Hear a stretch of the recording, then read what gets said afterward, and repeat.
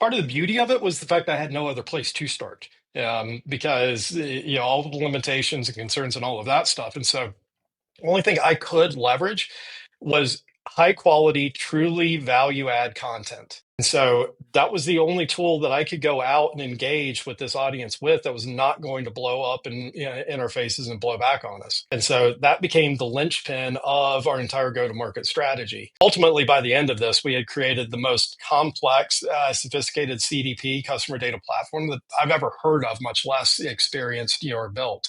So we were taking all of that website visitor data, all of those 8,000 net new companies a month, plus all of the ones we already knew about, down to the granular level of every visit by every person at every one of those companies.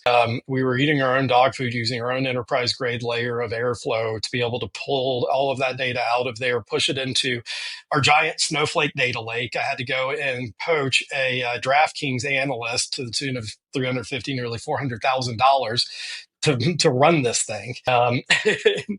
So I mean, like this was, by the time you pulled in, tech stack, direct overhead, and this isn't even like the indirects. We were talking the nearly $1 million budget. But I could get it down to, by the time I fed a bottom of the funnel lead or meeting to a salesperson, more often than not, I could tell them, here's the tech stack that they need to plug into. Here's a specific pain point that they're struggling with.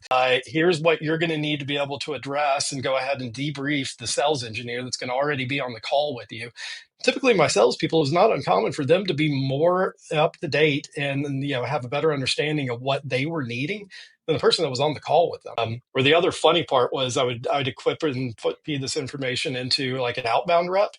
And they'd call on the company and they try and, hey, what are you using Airflow for? And they would get, yeah, we're absolutely not using Airflow. And it's like, no, you absolutely are.